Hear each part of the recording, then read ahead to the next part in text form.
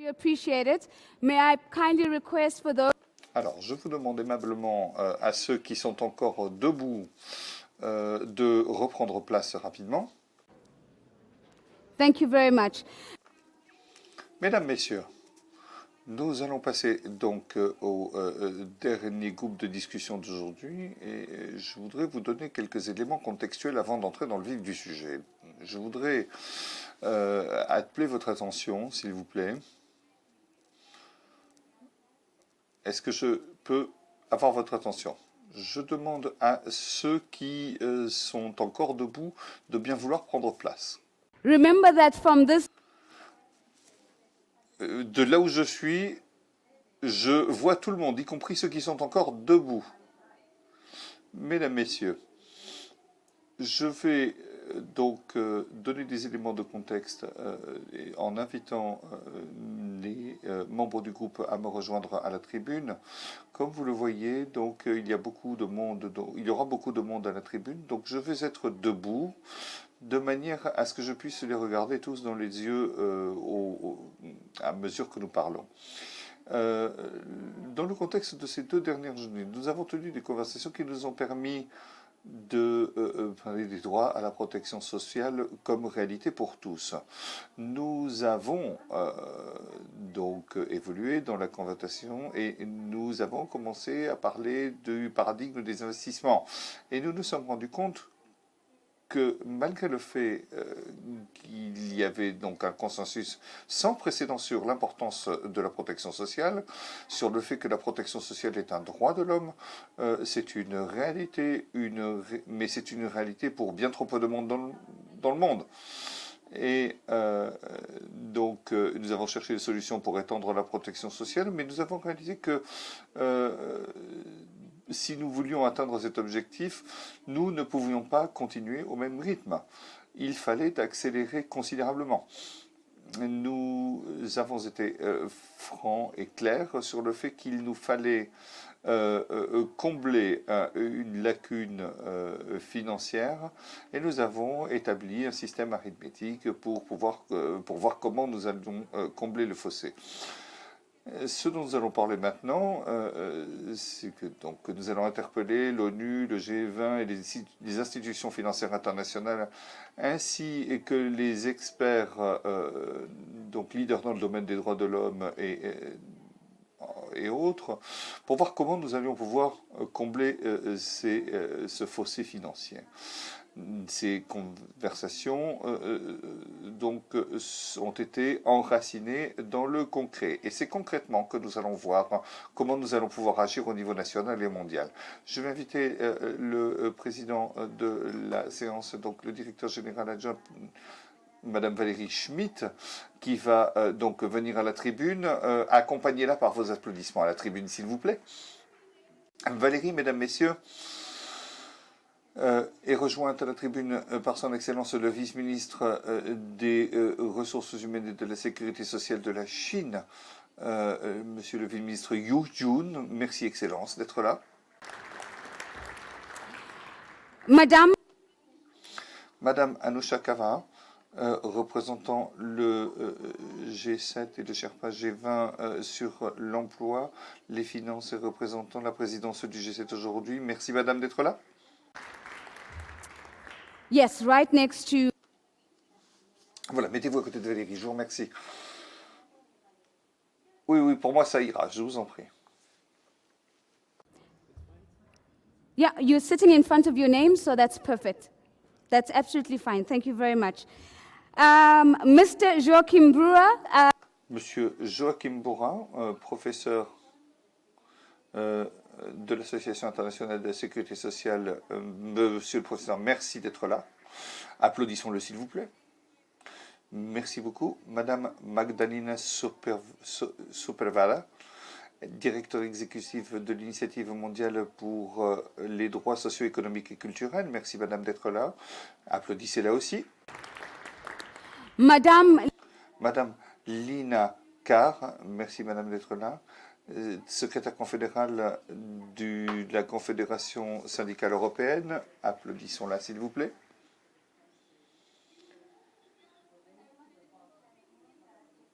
nous serons rejoints par vidéoconférence de Mme Jennifer Shopping, qui répondra aux questions que nous lui avons posées. Mais en personne, nous avons M. David Cody, qui est chef divisionnaire de Fonds international de gestion. Merci, M. Cody. Et merci beaucoup. Et ensuite, nous avons M. Barry Herman. M. Herman nous visite donc avec des élèves d'une école internationale. Je pense que d'ici, je peux tous vous regarder dans les yeux, donc je vais ici. Et j'aimerais commencer par une question à son Excellence le vice-ministre. Votre Excellence, si nous examinons le cas de la Chine, nous savons que l'expérience chinoise montre que l'universalité peut être atteinte en associant des modèles contributifs et non contributifs de retraite. En moins de 15 ans, les Chinois sont parvenus à la protection sociale universelle pour la santé et les retraites. Comment vous y êtes arrivé? Comment vous avez réussi une telle prouesse? 谢谢主持人，女士们、先生们，大家上午好。 Merci. Bonjour, mesdames et messieurs. C'est un honneur pour moi de participer à ce débat de haut niveau. Et je suis vraiment très content de vous parler de l'expérience de la Chine en matière de protection sociale. Comme vous le savez, le gouvernement chinois a toujours axé le développement autour des besoins des populations. La justice sociale, c'est un principe et un objectif de toute la stratégie de développement économique. Le système que nous avons mis en place comprend deux sous-systèmes. Le premier,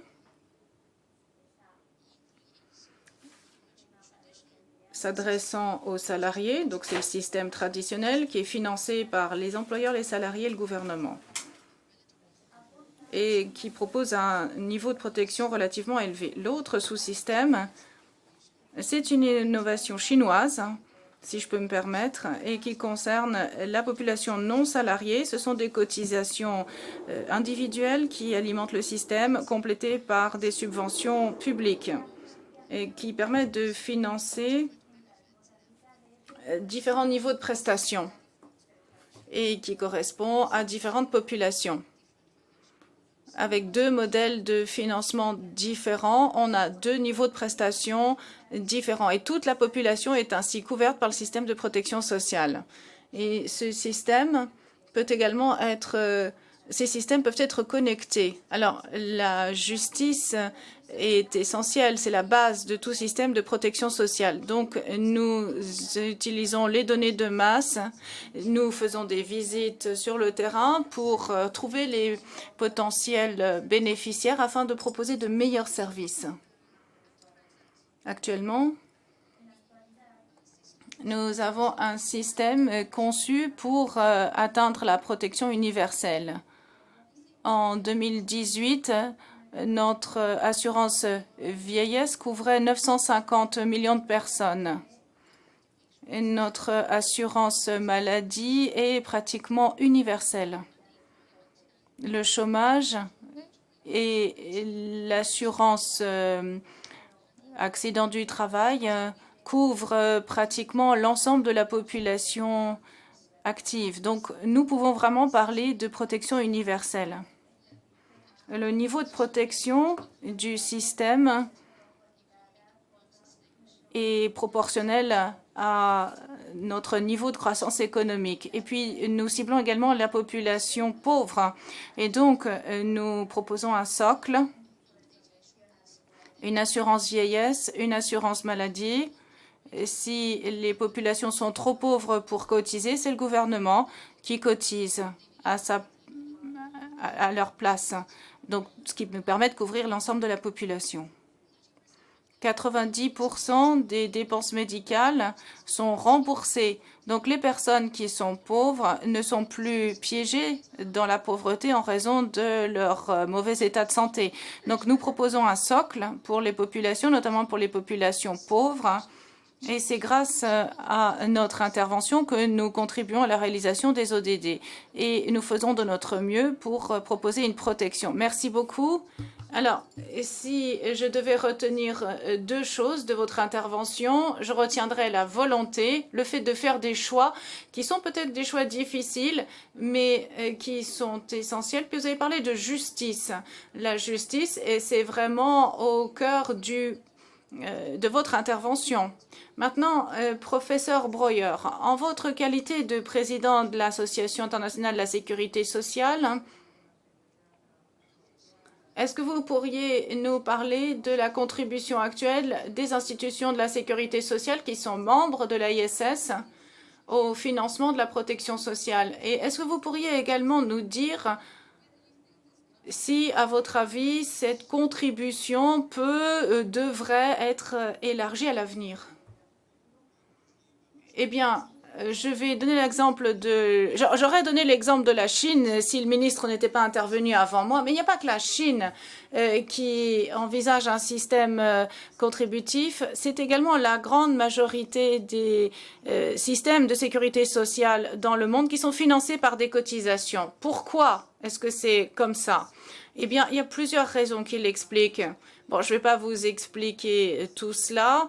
Mais quand on parle de niveau approprié, lorsqu'on parle de gouvernance, de marché, d'incitation pour le marché du travail, alors le système contributif présente de gros avantages. Mais il y a un argument massu, un facteur essentiel et quand on est en crise, et ça arrive à toutes les économies à un moment ou à un autre, lorsque l'on se trouve dans une situation où un pays, un gouvernement traverse une crise financière, alors il est obligé de faire des coupes claires. Et il fait des coupes également dans le financement de la sécurité sociale. Et on voit que les systèmes contributifs se comportent beaucoup mieux. Ils sont beaucoup plus stables. Bon, ça a à voir avec la situation juridique, politique, mais n'oublions pas également ce qui est essentiel, ce sont les investissements nationaux. Il n'y a en général deux arguments contre les systèmes contributifs. Un de ces arguments, c'est oui, mais vous ne pouvez pas étendre la couverture au secteur informel. Mais le contraire est vrai, parce que si vous prenez ce que vous devez couvrir dans le secteur informel, de quoi avez-vous besoin? Vous devez identifier les populations cibles, vous devez communiquer, vous avez besoin d'outils pour entrer en contact avec ces populations. Et il n'y a que le système de sécurité sociale dans les différents pays qui sont à même de faire ça. Sans sécurité sociale, vous ne pouvez pas couvrir le secteur informel.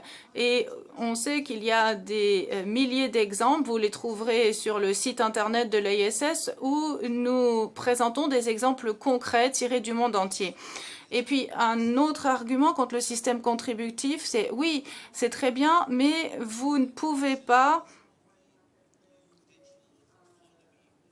gérer les enjeux de la nouvelle économie numérique. Bon, enfin, c'est comme ça qu'on appelle maintenant le secteur informel. Mais encore une fois, c'est le contraire qui est vrai, parce que si vous prenez les exemples en Malaisie, en Uruguay, en Indonésie, et je pourrais parler d'autres pays également, bien vous voyez que c'est le système contributif de la sécurité sociale qui est à même de couvrir les nouvelles formes d'emploi, et qui est beaucoup plus stable que les autres systèmes.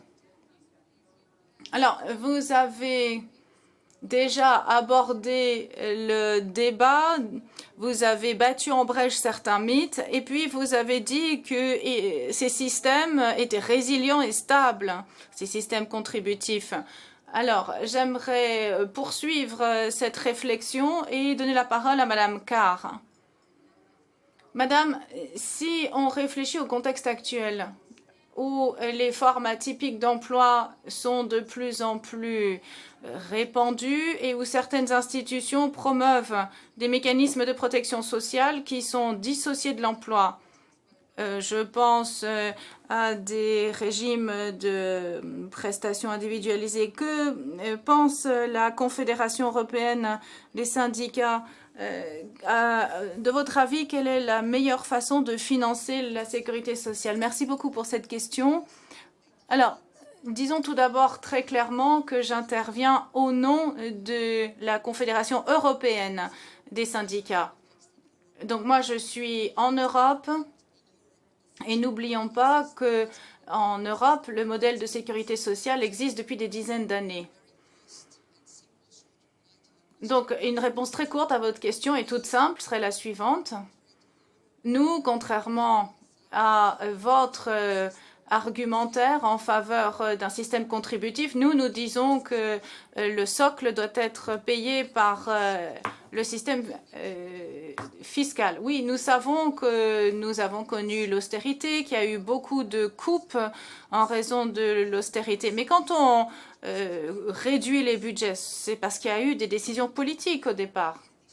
Et outre ces choix politiques, nous ajoutons des changements qui se produisent sur le marché du travail. Nous avons les travailleurs de plateforme, le travail ubérisé. Et donc, ces formes atypiques d'emploi sont de plus en plus répandues. Nous avons également de plus en plus de travailleurs indépendants en Europe.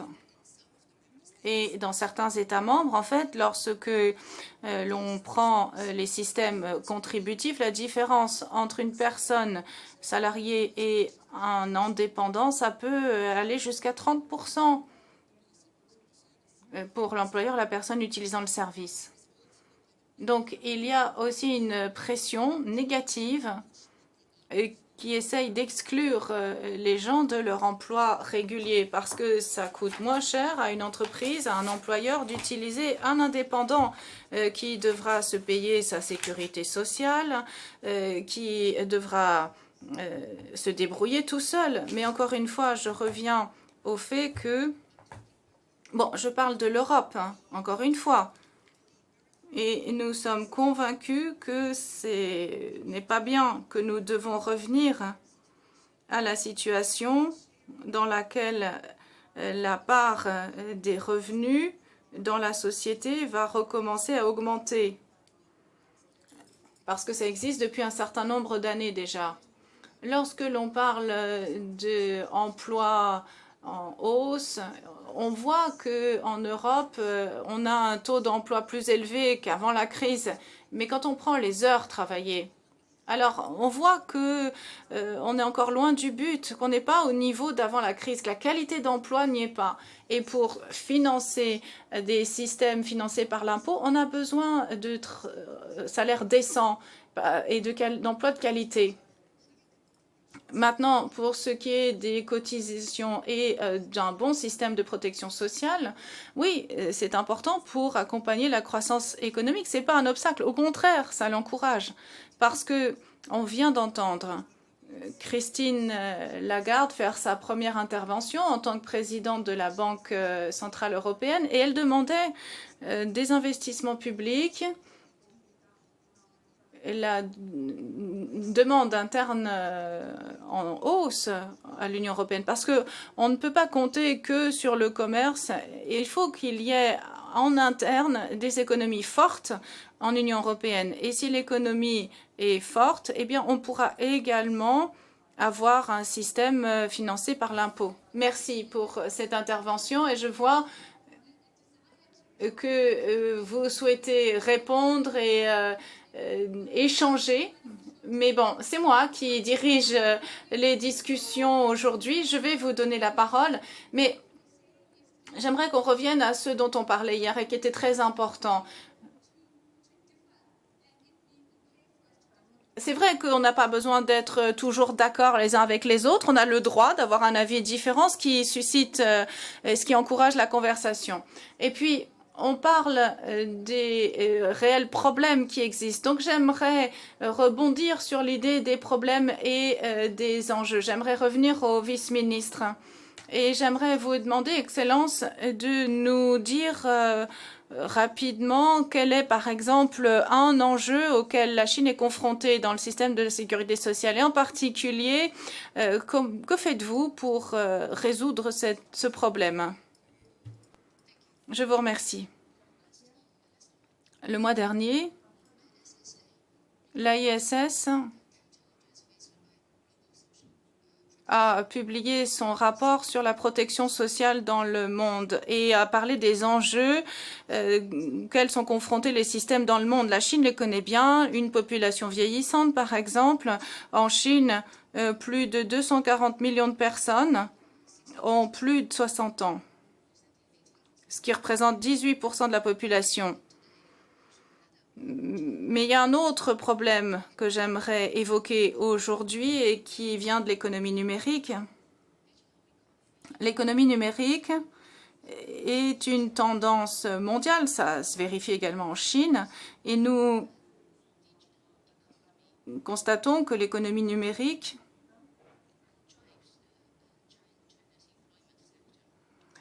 crée beaucoup d'emplois en Chine. Plus de 76 millions de personnes travaillent dans le secteur de l'économie numérique en Chine.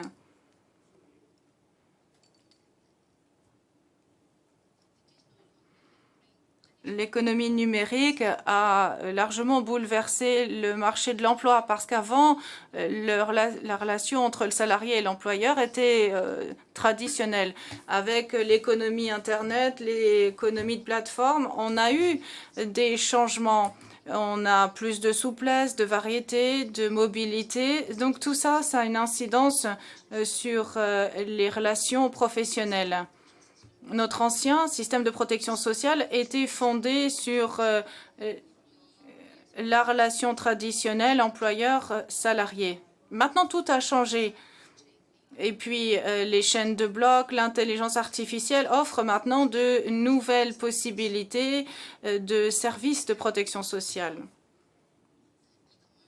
Le commerce électronique, les paiements mobiles sont en train de changer nos modes de vie. Les gens ont l'habitude d'utiliser les outils de commerce électronique. Donc, on a de nouveaux utilisateurs, de nouveaux consommateurs. Et tout ça, ça fait que nos services de protection sociale doivent également changer. Du point de vue de la pratique, on voit qu'il y a des difficultés qui se posent. Nous explorons des solutions pour innover dans nos politiques. Nous essayons d'éliminer les obstacles qui sont transmis par notre ancien système. Donc, nous explorons les possibilités qui s'offrent auprès des employeurs de l'économie de plateforme pour voir comment proposer un système de protection ciblé pour lui, notamment, par exemple, pour tout ce qui est accident du travail. En Chine, les employeurs sont responsables lorsqu'il y a accident ou lésion. Et avec ces nouvelles économies de plateforme, qui sera responsable? Avec les TIC, comment est-ce que l'on peut numériser les services? Comment augmenter l'utilisation d'Internet et des données de masse? Comment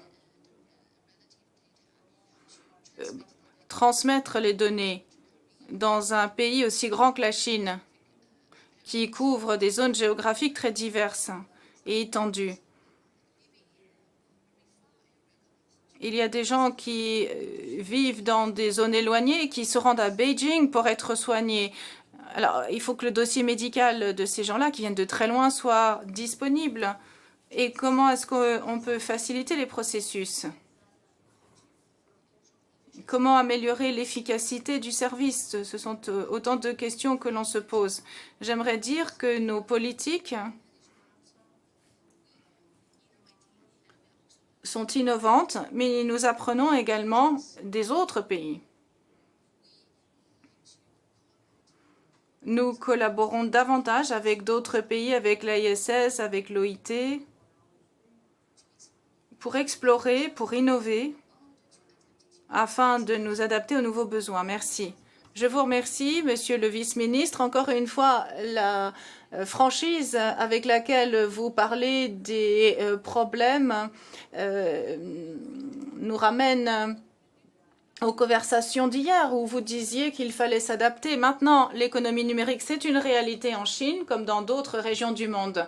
Mais vous avez parlé de collaboration. Vous avez parlé de l'ISS ou d'autres institutions avec lesquelles vous pouvez coopérer. Alors, j'aimerais revenir rapidement à M. Breuer et j'aimerais parler de bonne gouvernance pour ce qui est des institutions de la sécurité sociale. Est-ce que vous pourriez nous donner un ou deux exemples de la façon dont la bonne gouvernance peut contribuer à la réalisation de la cible 1.3?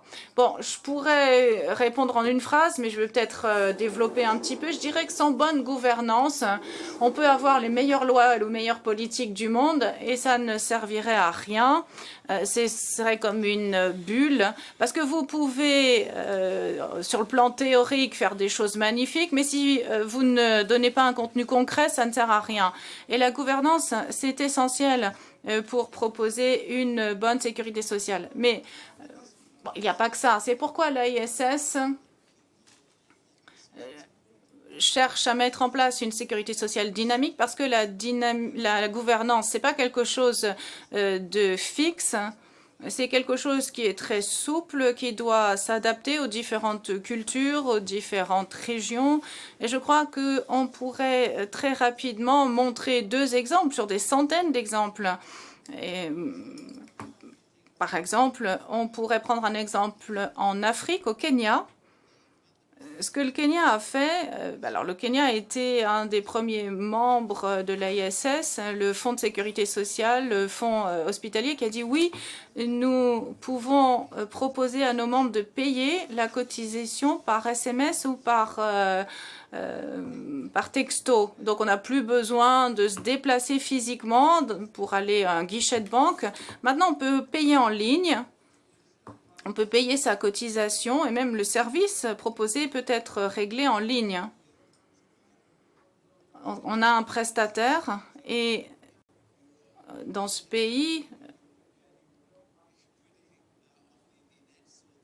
il y a une ubiquité du net. Enfin, on a accès partout à Internet. Ce qui n'est pas peut-être forcément le cas en Europe. Et puis maintenant, prenons un exemple européen. Je vais prendre l'exemple de Malte, ce qui nous ramène un petit peu au sujet de notre discussion. Entre le système financé par l'État et la sécurité sociale, il ne doit pas y avoir de contradiction ou de concurrence. En fait, il faut juste savoir ce que l'on fait et où. Bon, on a ces personnes qui sont difficiles à couvrir, notamment les femmes qu'on a du mal à ramener sur le marché du travail. C'est un système qui repose sur 3 piliers, donc bonne gouvernance. Il y a des prestations familiales, prestations pour les conjoints. Et puis, on a également un appui financier qui permet de bénéficier de prestations quand on est au salaire minimal, ce qui permet également de faciliter le retour des travailleurs sur le marché du travail qui alors payent leurs cotisations. Alors encore une fois, bon, je sais que les syndicats en Europe le font également, mais le système contributif, c'est le but à atteindre. Et le socle financé par l'État, ça peut être une façon d'y arriver, mais encore une fois, sans bonne gouvernance, on n'y arrivera pas. Très bien, merci. Donc la bonne gouvernance, ça veut dire également qu'on peut garantir qu'on passe de la théorie à la pratique et que l'on fait ce que l'on a promis. Maintenant, j'aimerais donner la parole à Madame Kovar sur ce point. Alors, on sait qu'en juin, les ministres se sont engagés à financer la protection sociale sur le marché du travail, pas uniquement pour les pays du G7, mais ils se sont engagés à le faire pour l'ensemble du monde. Alors, comment est-ce que ces promesses pourraient se traduire concrètement et notamment qu'en est-il du financement de la protection sociale? Pour votre question qui est tout à fait pertinente sur la question de l'effectivité des engagements internationaux que des forums comme le G7 ou le G20 peuvent prendre.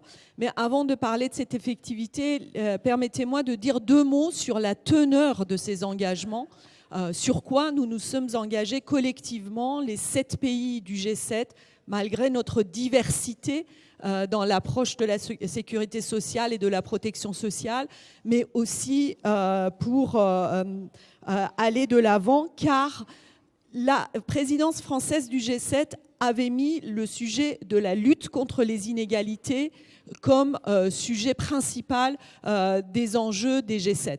Et les ministres du Travail ont reconnu qu'ils ne pouvaient plus aujourd'hui parler de l'accès à l'emploi ou des conditions de travail décentes pour tout le monde, sans parler de l'accès à la protection sociale comme un instrument extrêmement puissant de réduction des inégalités.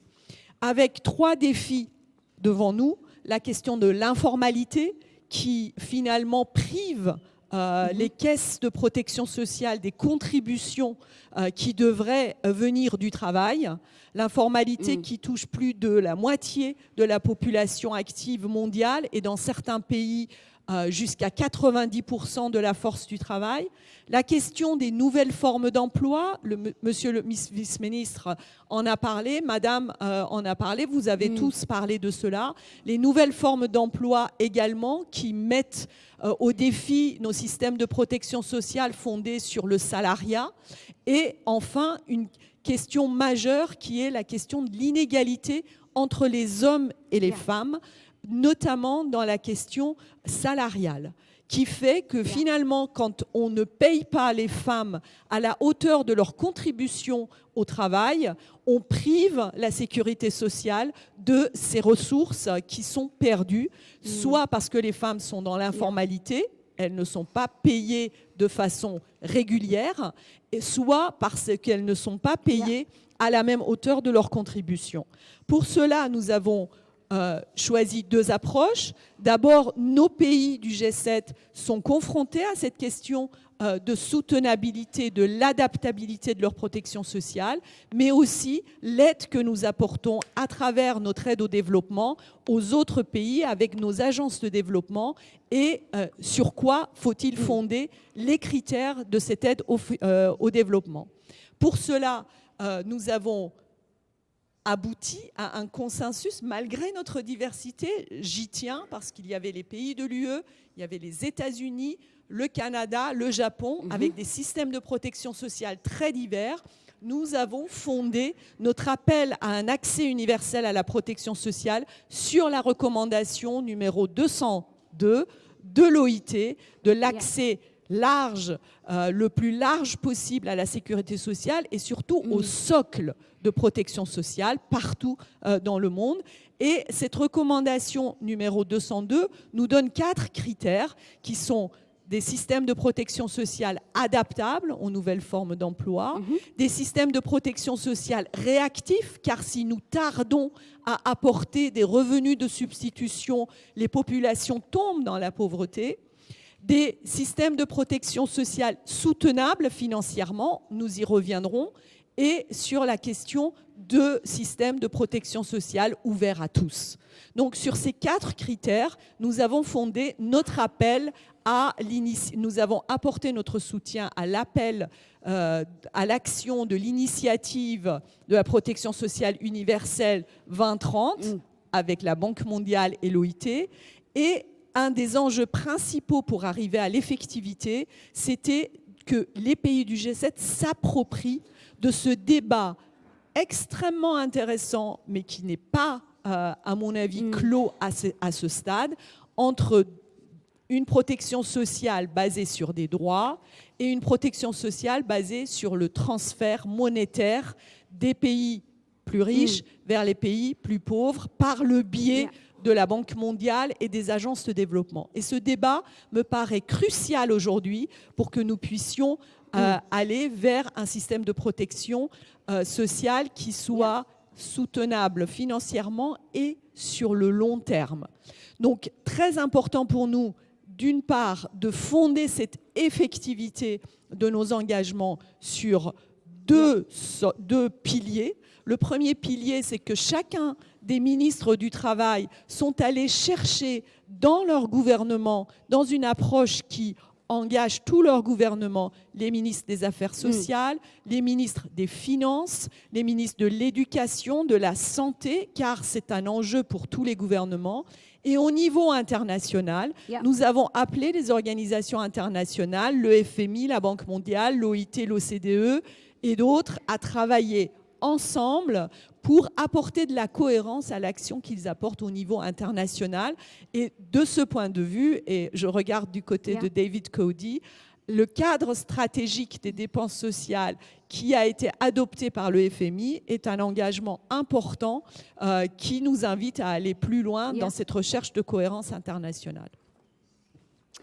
Thank you very much. Je vous remercie. Je crois que vous avez tendu le relais à l'orateur suivant et je vais rappeler que je crois que c'était en juin, Madame Christine Lagarde était là à l'OIT pendant la conférence internationale du travail et elle a annoncé la nouvelle stratégie sur les dépenses sociales du FMI. Très rapidement, en quelques mots, qu'est-ce que comporte cette stratégie et pourquoi est-ce que le FMI a décidé que c'était la stratégie dont le monde avait besoin? De David Cody. Merci beaucoup. Alors, tout d'abord, j'aimerais dire que la raison pour laquelle on a conçu cette stratégie, c'est pas parce qu'on ne faisait rien. Au contraire, on a une stratégie parce que on fait beaucoup plus qu'auparavant. Donc,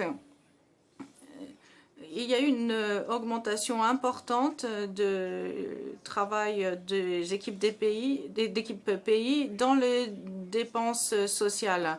Alors, il y a de plus en plus de choses qui sont faites sur la croissance inclusive et on a estimé qu'il fallait avoir une stratégie pour nous orienter et définir au mieux notre intervention. Alors, quel est l'objectif de la stratégie? C'est fixer le champ d'application de notre intervention et les modalités de celle-ci. Mais en fait, on a fixé des limites à notre intervention. Et avec ces limites, on a pris un certain nombre d'engagements. On n'a pas abdiqué.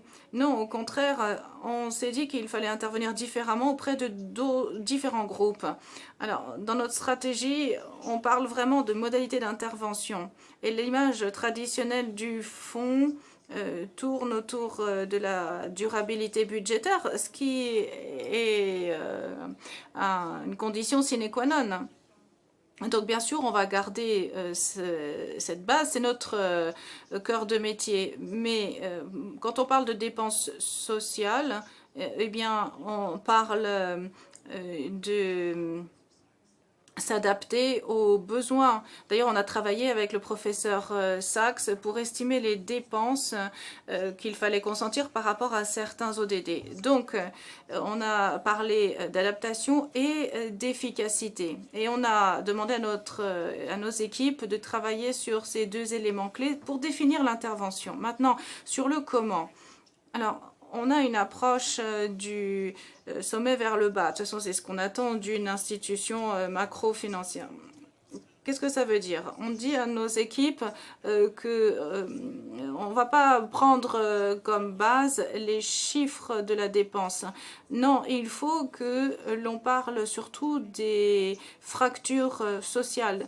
C'est ça qui doit nous inspirer et les fractures doivent être réduites. Et ensuite, on peut parler d'adapter le montant des dépenses. Il faut analyser les fractures pour savoir d'où elles viennent, parce qu'il y a eu des dépenses non adaptées ou non efficaces qui nous ramènent au programme de développement et ce qui nous ramène en fait à une stratégie à moyen terme. Et puis une dernière chose, nous n'avons pas peut-être l'expertise que vous avez ou que d'autres ont en protection sociale. Donc, quand on parle de limite, ça ne veut pas dire qu'on renonce à nos responsabilités une fois qu'on a défini les dépenses. Non, notre devoir, c'est d'intervenir avec nos partenaires. Et dans notre stratégie, on veille à ce que le processus commence maintenant. Appreciate your response because it speaks not only to adaptability. Oui, je vous remercie de ne pas parler que d'adaptabilité, mais il s'agit également des institutions nationales qui doivent aussi s'adapter à un monde en pleine évolution. Et comme nous le disons, le champ d'application sur ce sur quoi se portent les conversations montre que les institutions répondent.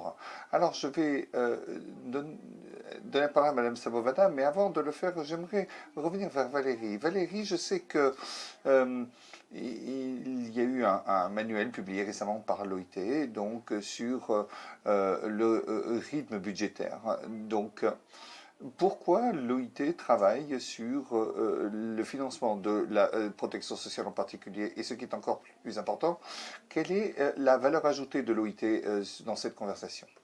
Thank you, Nosy. Merci, Nosy.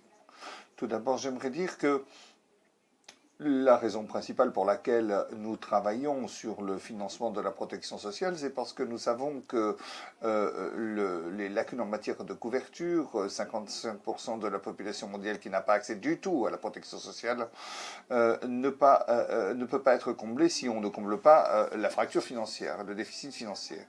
Vous l'avez dit ce matin, donc, M. Sagnani, donc, combien coûterait ce financement. Pour répondre à votre deuxième question, s'agissant de la valeur ajoutée dans cette discussion, je pense que la valeur ajoutée de l'OIT est claire. Nous avons un mandat qui nous est donné par nos mandants, par l'adoption de normes internationales du travail sur la sécurité sociale, y compris la recommandation 202 que Anoucheh Gava a mentionné.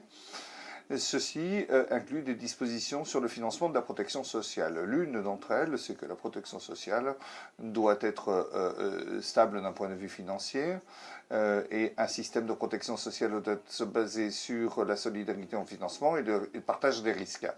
C'est ce qui délimite notre action lorsque nous travaillons dans les pays pour essayer d'établir des systèmes de protection sociale qui reposent sur la solidarité au niveau national.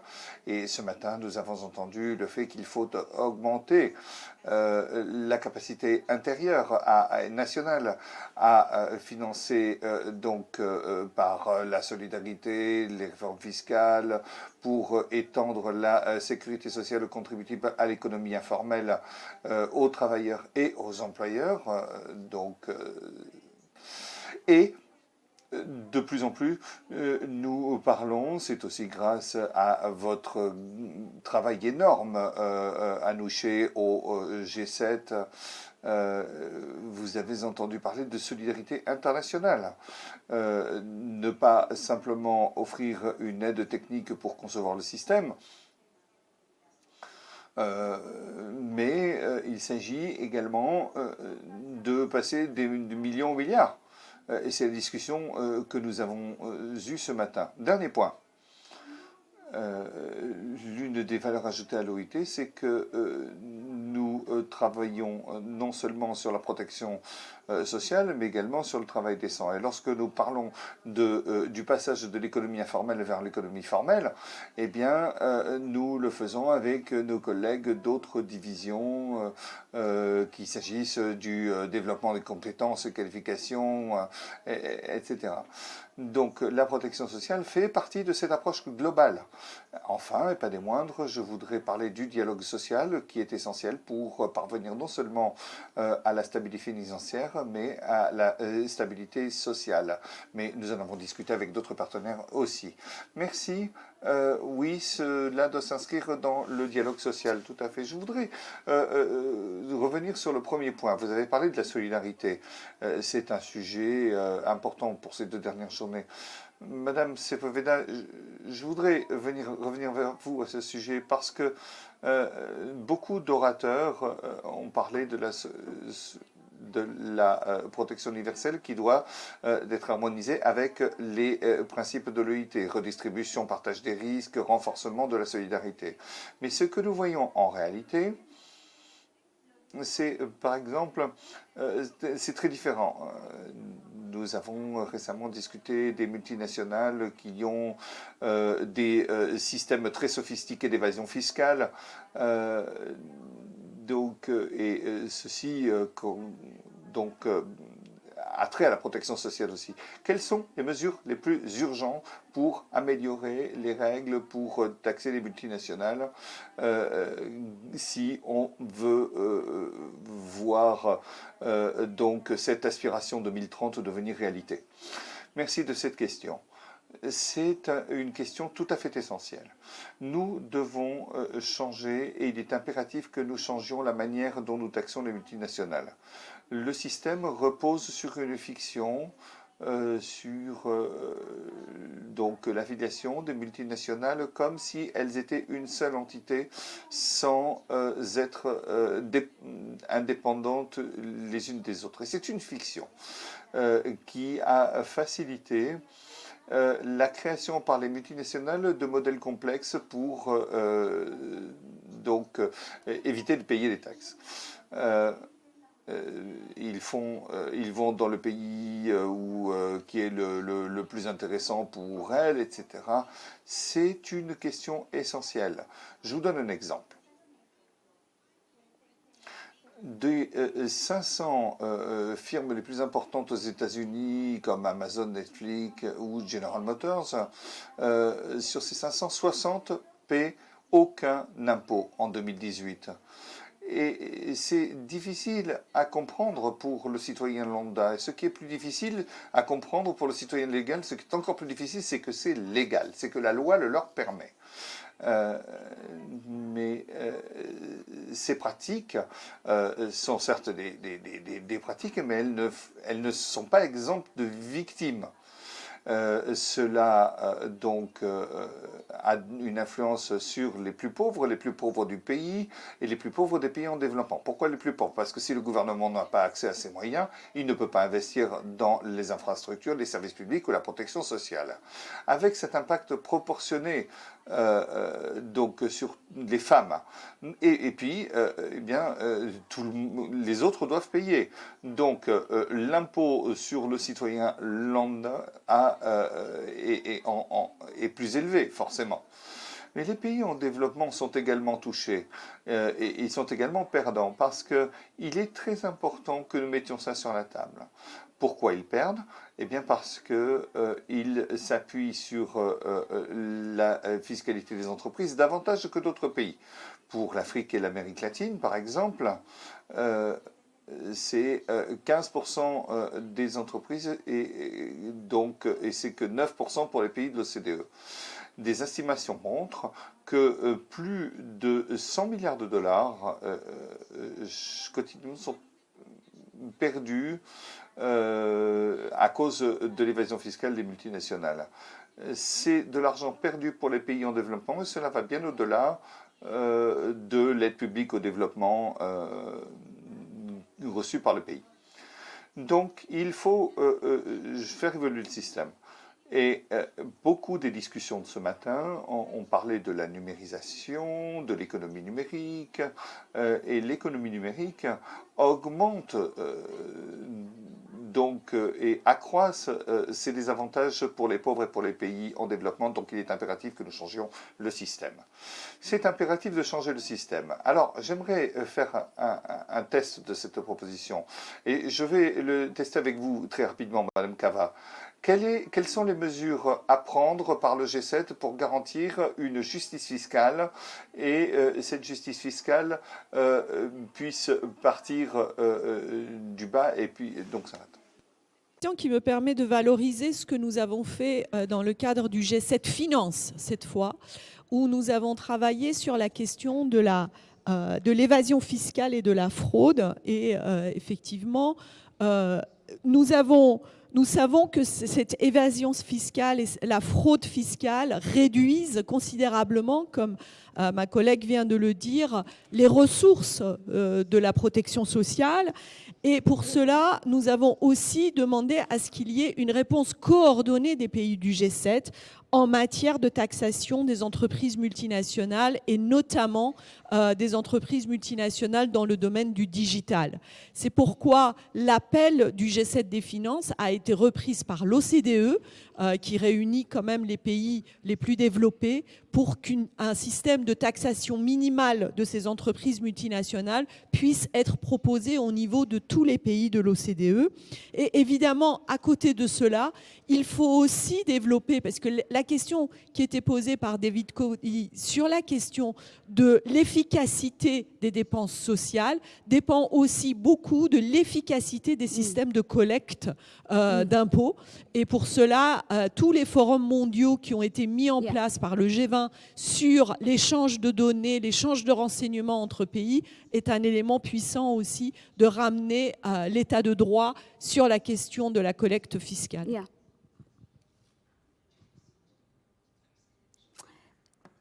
So, ladies and gentlemen, I want us to pivot for a second.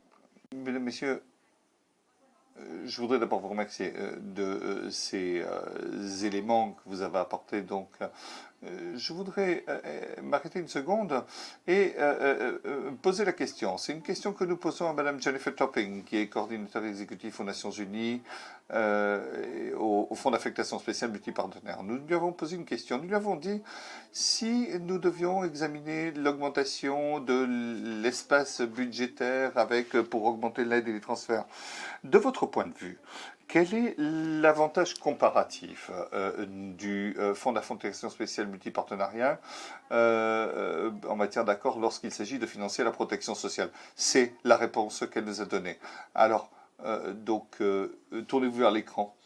Hello, good afternoon. Bonjour à tous et merci beaucoup de cette possibilité d'être avec vous. Dans l'échange et dans la préparation donc, de ce groupe de discussion, la question qui a été posée par les organisateurs était tout d'abord quels sont les avantages du fonds multipartenaire et son approche financière comparée aux arrangements bilatéraux s'agissant du financement de la protection sociale. C'est une grande question. Je suis très heureuse que vous l'ayez posée puisque c'est une chose sur laquelle nous avons travaillé avec l'équipe de la protection sociale sur l'OIT et au-delà.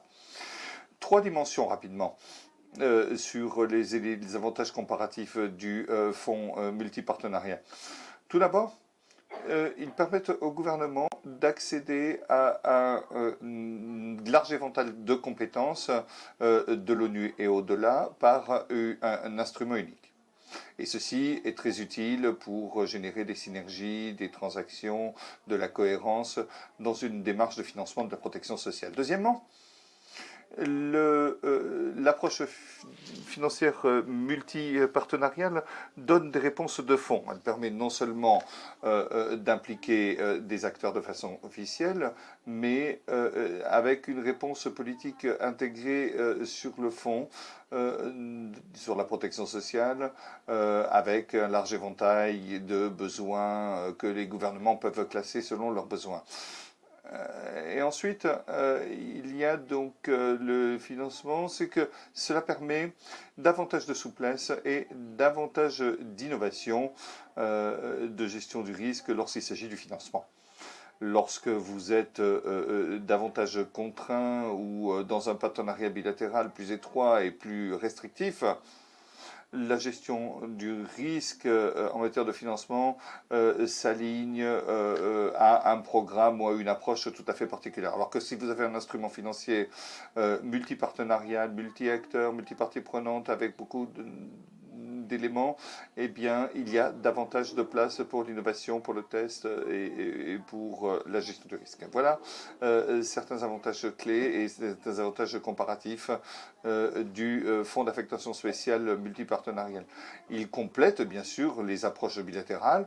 Ce n'est pas simplement un... Donc il peut y avoir beaucoup cela peut revêtir de nombreuses formes, mais c'est avantageux pour ces 3 raisons. Merci. Donc ce que nous entendons, c'est que ce n'est pas restrictif, mais cela se complète. Et ce n'est pas exclusif non plus. Madame Sepúlveda, nous savons que il y a donc des idées s'agissant du Fonds mondial pour la protection sociale. Ceci a commencé en 2012, il y a donc 7 ans. Est-ce que vous pouvez nous expliquer brièvement l'idée que vous avez présentée à ce moment-là et comment elle se reflète dans le contexte actuel? Est-il urgent de mettre en œuvre ce fonds aujourd'hui? Merci. Oui, nous avons présenté un Fonds mondial pour la protection sociale en 2012. L'idée étant reposant sur la question de la solidarité et de financement dont nous avons discuté. Alors, la proposition est très difficile à résumer en quelques minutes puisqu'elle était très longue. Elle contenait 2 éléments principaux.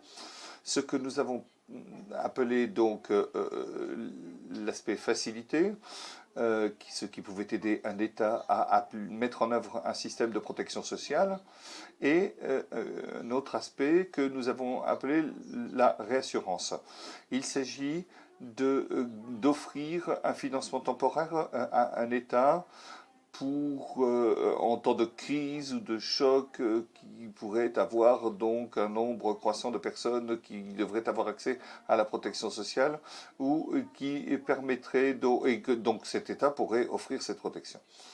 Nous avons fait des propositions très techniques sur comment mettre en œuvre cela, comment ce type de fonds pouvait être affecté. Il y avait également, donc, comme je l'ai dit, des questions techniques. Mais ça, c'était il y a 7 ans. Alors, je vais laisser ça de côté et dire ce qui s'est passé et pourquoi c'est essentiel. Parce que c'est le problème que nous devons résoudre aujourd'hui. Le monde, aujourd'hui, fait face à une véritable tempête, avec un accroissement des inégalités, une crise climatique et des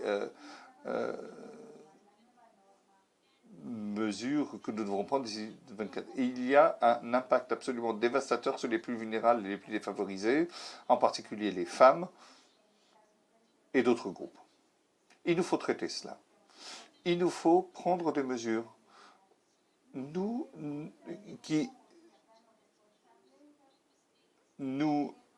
ne pouvons pas accepter l'excuse selon laquelle l'État n'a pas les moyens d'investir dans la protection sociale. Nous devons faire évoluer ce paradigme. Nous devons gagner la bataille culturelle ici. Si nous investissons dans les services publics, dans la protection sociale, nous allons endommager l'économie. Nous ne pouvons pas accepter, c'est pas vrai, et nous devons revenir avec les preuves. On ne peut pas lutter contre les inégalités d'aujourd'hui ou contre la crise climatique sans solidarité en matière de financement pour les pays en développement et les pays les moins avancés. Il faut accroître les mobilisations des ressources nationales dans les pays à moins revenus et les pays développés. Monsieur Herman, c'est avec impatience que j'entends votre voix, que je voudrais entendre votre voix. Madame Sepúlveda a parlé de véritables séismes, de véritables tempêtes. Comment on sauvegarde les systèmes nationaux de protection sociale en temps de crise économique ou de catastrophe naturelle? Pouvez-vous brièvement nous expliquer ou élaborer vos idées sur le compact pour le socle de protection sociale dans les pays en développement dans un contexte de véritable crise, de véritable séisme? Merci. Merci à l'OIT de m'inviter. Pour ceux qui le souhaitent, il y a un document qui est toujours sous forme de projet, mais vous pouvez le trouver si vous me faites sur Google Barry Herman New School, eh bien, vous allez... Alors, il y a quelqu'un qui fête sa bar mitzvah, mais c'est pas moi, hein, non, ça c'est quelqu'un d'autre. Donc, mais vous allez donc trouver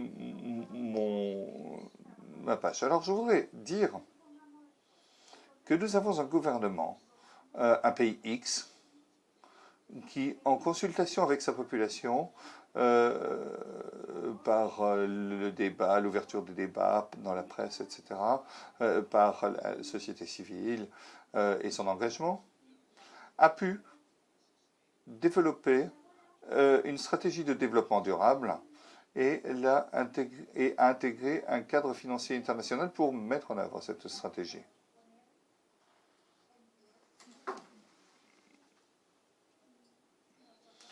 Et cela fait partie. Et dans ce cadre, ils ont adopté un financement stable et adapté pour le socle de protection sociale. Alors, considérons également que des individus qui reçoivent donc des intérêts d'action préfèrent ne pas recevoir ces intérêts si cela se fait aux dépens de personnes qui ont été touchées par des ouragans ou même une crise économique. Ils préfèrent recevoir ces revenus de façon différée. Considérons également que des personnes, des citoyens disent à leur gouvernement vous avez des prêts à ces pays et lorsque la situation économique se dégrade, lorsqu'il y a une crise, eh bien, nous préférons que vous ne perceviez pas les intérêts et que vous donniez pour instruction aux institutions financières internationales comme la Banque mondiale de aussi retenir leur paiement, de manière à ce que le bénéficiaire ultime et les personnes puissent éventuellement profiter de cet argent. Considérons également que le Fonds monétaire international garde dans son mandat, qui est d'aider les pays à parvenir à une situation macroéconomique stable, qui choisissent donc des politiques, des exigences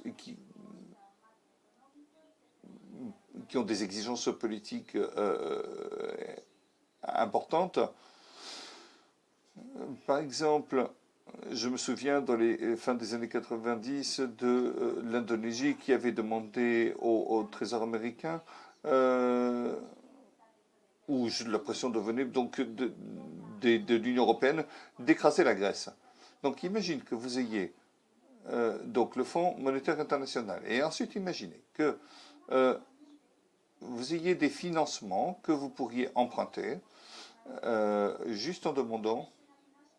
Alors, il faudrait dire oui, je suis en crise, oui, j'ai un problème de balance des paiements, et je pourrais utiliser ces financements. Et vous allez chez le financeur en disant est-ce que je peux avoir de l'argent? C'est un prêt, mais c'est un prêt à intérêt zéro pour les pays à bas revenus. Et parallèlement, si vous êtes un pays très endetté, vous pourriez donc reporter le service de la dette. Non seulement vous seriez en mesure de financer votre protection sociale et le socle d'ICEL avant les revenus que vous aviez avant la crise économique, mais vous pourriez dépenser cet argent pour répondre aux situations d'urgence. Comment pouvez-vous y arriver? Imaginez que vous ayez un accord qui dit d'accord, j'adopte un socle de protection sociale stable et en conséquence le FMI dirait oui, vous pouvez venir prendre de l'argent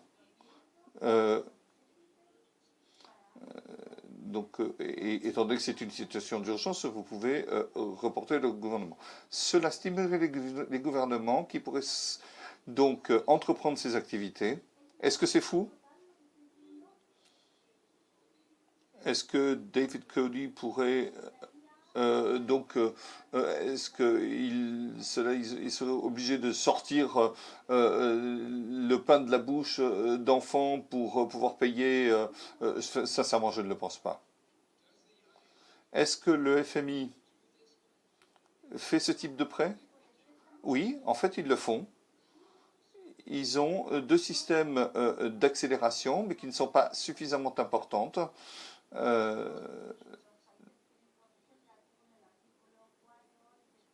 Donc, pour des pays qui se comportent bien en termes macroéconomiques, et ils peuvent leur demander donc des paiements. Donc, en fait, on a augmenté donc l'accès limité pour parvenir à ces financements.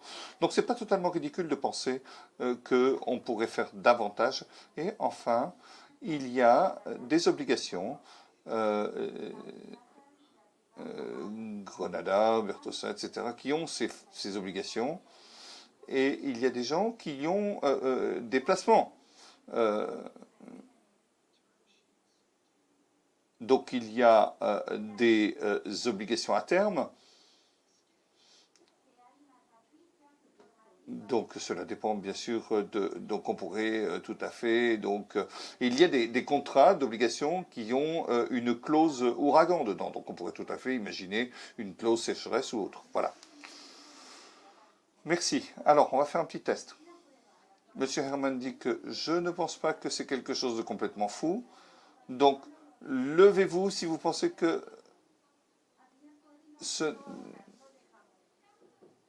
Donc, levez la main si vous pensez que c'est une bonne idée que les pays puissent aller au FMI et disant j'ai besoin d'aide. Et j'ai besoin d'aide maintenant. Levez la main. Et vous avez 50%, donc c'est pas complètement idiot. Les personnes pensent que cela pourrait être fait. Donc, nous apprécions le travail que vous faites. La belle chose de moments comme cela, c'est que lorsque cela se reflète, donc en 2019, on peut dire il était une fois une idée folle qui a été mise sur la table et à partir de cette idée, eh bien cette idée a vu le jour. Merci de votre contribution. Ce que je voudrais faire maintenant, c'est il me reste juste 5 minutes et je voudrais utiliser mes super pouvoirs et je vais en faire 10 minutes parce que j'ai 3 questions rapides que j'aimerais bien poser. Je vais me tourner vers Madame Cava et je voudrais parler de l'équilibre entre le financement de la protection sociale à partir des sources nationales avec les ressources internationales. Est-ce qu'on parle donc d'adaptation de la protection sociale? À quoi devrait ressembler cet équilibre? Thank you very much. I mean, again, I will come back to my previous intervention. Une fois encore, je vais revenir à mon intervention et la réitérer. Les gouvernements nationaux sont les premiers à assumer leurs devoirs lorsqu'il s'agit de protection sociale. Malheureusement, nous savons que le monde n'est pas parfait. Nous ne vivons pas dans des circonstances idéales. Et nous savons qu'il y a des pays dans le monde qui ont besoin d'aide supplémentaire.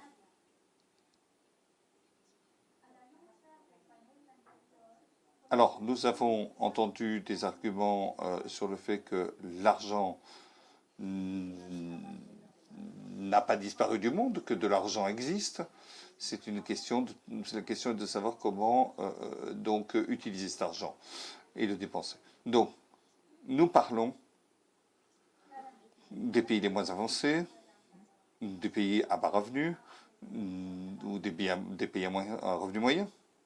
Nous parlons de l'aide au développement. Et la question est de savoir. Nous avons vu des statistiques sur le fait que les pays ont pris des engagements et ces pays n'ont pas nécessairement respecté ces engagements. Et ça, c'est une autre source de financement à notre disposition. Mais nous devons également réfléchir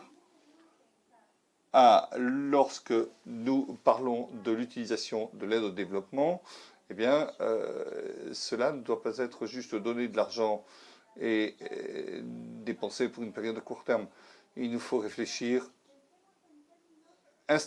établissement institutionnel, développement des systèmes, de manière à ce que les gouvernements puissent travailler plus efficacement pour collecter les revenus suffisants, pour être autosuffisants, pour offrir donc un socle de protection sociale. Donc, il s'agit là d'un manque de développement financier qui a été éprouvé à de nombreuses reprises, mais il y a également le problème des ressources extraterritoriales. D'où vient l'argent? Donc nous devons voir si les employeurs donc paient ces contributions. Est-ce qu'il y a une part payée par les employeurs, une part par les travailleurs? Ou est-ce que nous nous trouvons dans des situations comme dans l'Union européenne, où nous avons des États membres où les gouvernements ont réduit de façon considérable leur contribution, la contribution de l'employeur, et l'ont mis entièrement sur les travailleurs. Ou précisément, il existe des initiatives dans l'Union européenne sur comment garantir l'accès à tout le monde, quelle que soit la forme de contrat. Et puis, puisqu'on parle de macroéconomie, il y a une autre idée qu'on agite en ce moment en Europe, et le nouveau président élu de la Commission européenne souhaite qu'il y ait un instrument macroéconomique au niveau européen qui stabiliserait les pays en cas de choc et de chômage. Donc il y a beaucoup de mécanismes auxquels on pourrait songer, mais on ne peut pas se contenter de voir les choses de manière cloisonnée. On a besoin d'une approche cohérente, globale. Donc il y a beaucoup de mécanismes. Et j'aimerais rebondir rapidement sur ce point parce que c'est en réfléchissant à ce mécanisme qu'on a concocté une question pour Madame Valérie Schmitt. Nous avons parlé de la feuille de route pour les ODD. On a mis l'accent sur la finance innovante, le secteur privé. Et donc, la question que nous lui avons posée est la suivante. Dans quelle mesure est-ce qu'il est possible pour la protection sociale de bénéficier de la participation du secteur privé? Voilà ce qu'elle nous a dit en réponse. Donc, la deuxième question était, donc c'est pour Madame Topping, quel est le rôle du secteur privé pour le financement de protection sociale? Et là, c'est encore une question très pertinente parce que c'est un domaine nouveau de travail pour les institutions des Nations Unies. Je sais qu'il y a un réseau mondial que mène l'OIT. On a eu beaucoup parlé de ces questions dont ma collègue Lisa Kobil a parlé lors du débat précédent. Et puis, le secteur privé monte en puissance. Et puis, lors du dernier appel à contribution, nous avons vu qu'il y avait 41 entités du secteur privé qui souhaitaient participer et 36 pays différents dans le monde. Donc ça, c'est un changement dans la participation du secteur privé pour la protection sociale et grâce à l'approche de financement pluripartenaire. Alors, qu'est-ce qu'on envisage pour l'avenir? Je dirais qu'il y a trois pistes pour la participation du secteur privé au financement de la protection sociale. Alors, on aurait une sorte de panachage des cofinancements, secteur privé, secteur public, dans différents domaines de la protection sociale. On voit ça dans des pays comme la Somalie, l'Indonésie, la Mongolie.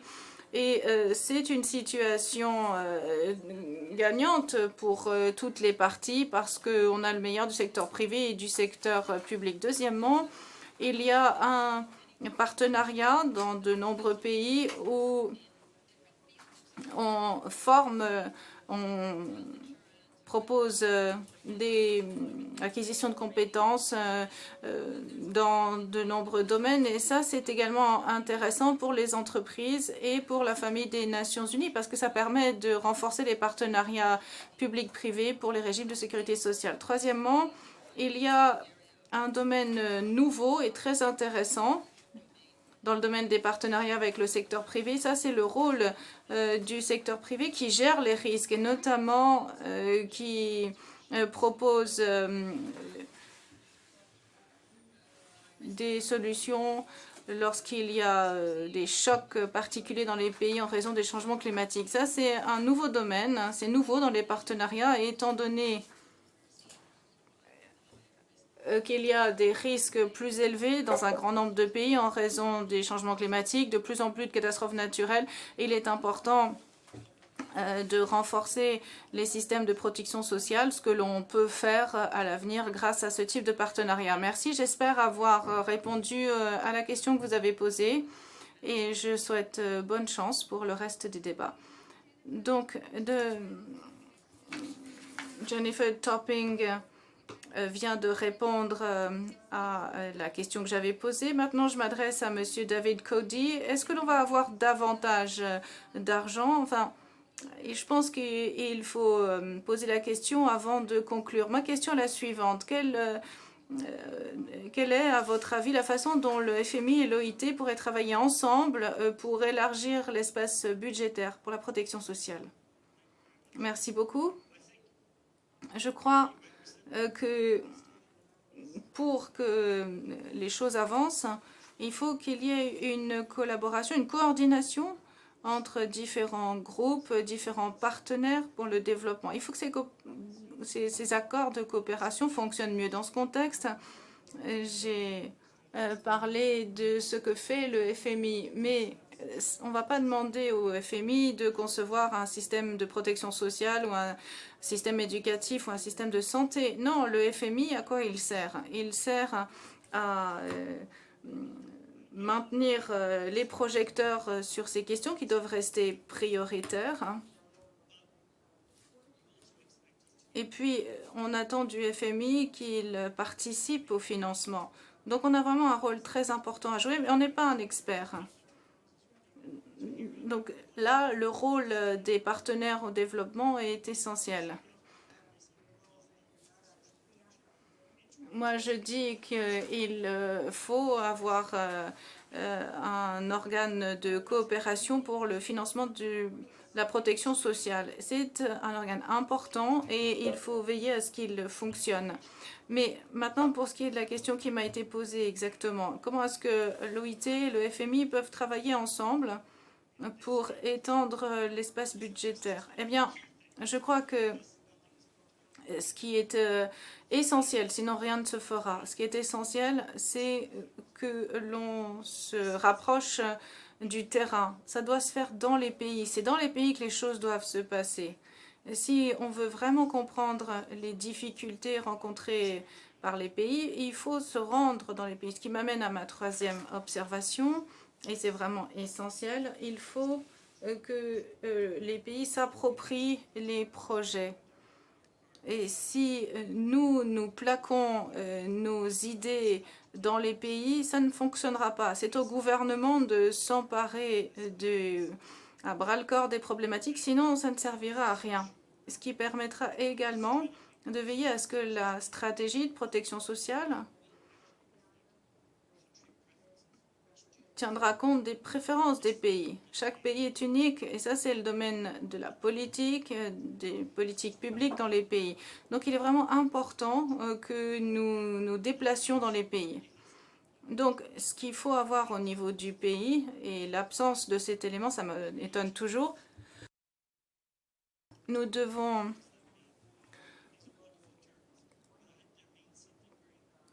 faire en sorte que les gouvernements, par exemple, que ceux qui préconisent la TVA ou les impôts sur le revenu soient les ministères de tutelle des gouvernements et pas le ministère des Finances. Et pourtant, on voit tout le temps que l'on dit qu'on va augmenter les prix de l'énergie, la TVA, et les gens descendent dans la rue pour protester. Et c'est ça la réalité. Et puis, nous devons également englober la société dans sa totalité. bon, il faut quand même se rendre compte qu'il y a d'énormes fractures sociales qui doivent être réduites. Et pour que ce contrat social soit élaboré, il faut que le gouvernement soit crédible. Donc, il a besoin d'une stratégie crédible dans le domaine de la protection sociale. Mais n'oubliez pas pourquoi il faut aller dans les pays, parce que ce sont eux qui sont confrontés à la réalité. Eux, les gouvernements doivent proposer la santé, l'éducation, enfin, il y a beaucoup de choses à financer. Et très souvent, toutes ces choses sont complémentaires. La protection sociale ne doit pas être envisagée indépendamment d'autres domaines.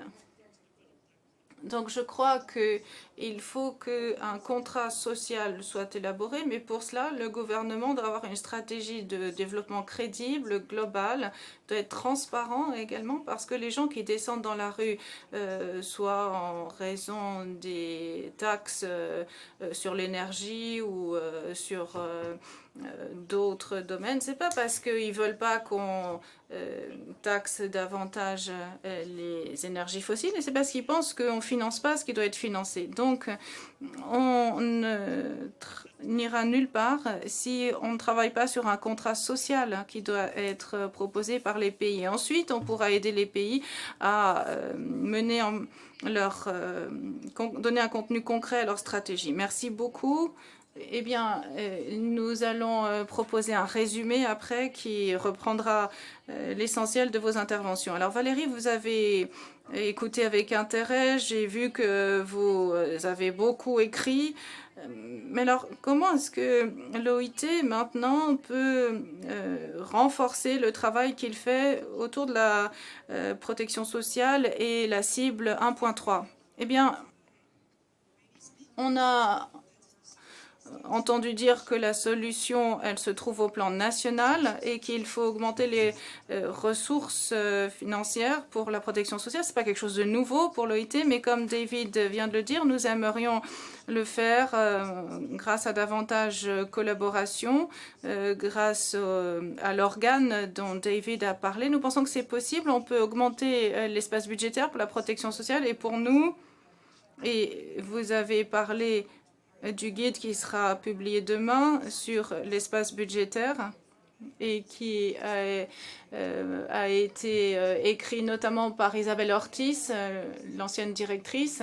Je crois que là où on a une valeur ajoutée à apporter,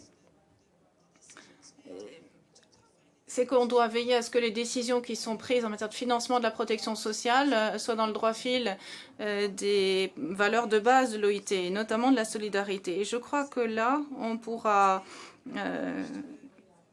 accélérer notre travail, élargir notre espace budgétaire de la protection sociale. On travaillera avec les SS et nous savons que c'est comme cela que l'on peut augmenter les ressources pour la protection sociale tout en contribuant à la formalisation des travailleurs et la durabilité des entreprises. Mais la discussion qui a commencé ce matin avec le débat précédent et qui s'est poursuivie maintenant est la suivante. Comment mobiliser davantage la solidarité internationale, non seulement pour financer les projets de coopération internationale de quelques millions pour passer à des milliards en fait. Et là, on a beaucoup d'idées qui ont été évoquées, beaucoup d'initiatives avec le G7. Et je crois que nous devons aller de l'avant tous ensemble. Et ce n'est pas l'apanage de l'OIT. Nous devrons travailler vraiment ensemble pour arriver à un résultat concret. Merci. Valérie, merci beaucoup, mesdames et messieurs. Si je devais prendre quelques éléments qui reflètent notre débat, je dirais qu'il faut que l'on regarde à travers le prisme des gouvernements, que les gouvernements doivent s'approprier la stratégie, qu'il faut mobiliser la stratégie internationale et nationale et que l'on doit conserver l'ADN de l'organisation, solidarité, adaptabilité, durabilité. Nous devons être audacieux et élargir la protection sociale pour couvrir ceux qui se trouvent dans le secteur informel. Et il faut trouver également de nouvelles méthodes de travail. Nous ne devons pas non plus oublier les stratégies de financement pluripartite. On ne peut pas non plus ignorer, passer sous silence la nécessité de mener une réforme fiscale, même si c'est un débat douloureux. Et enfin, rien ne se fera dans les 9 années et demie prochaines si on ne travaille pas ensemble. Applaudissements pour les intervenants. Merci. Ladies and gentlemen, just a Mesdames et messieurs, quelques annonces rapidement. Je vais demander aux intervenants de rester parce que je sais qu'il y a des photographes qui attendent. Alors, on va faire la pause déjeuner, mais comme hier, le déjeuner est proposé dans la cafétéria à 14 h. Donc, on commence la pause de 12h15 à 14 h. À 14 h, nous commencerons une réunion, une séance tout à fait spéciale, la séance engagement. Alors ne la ratez pas, soyez de retour à 14 h et n'oubliez pas qu'au cours du déjeuner, vous pouvez encore travailler, vous pouvez discuter les uns avec les autres, aller voir l'exposition, vous pouvez aller voir les cartes numériques et bien sûr profiter de votre repas à 14 h donc.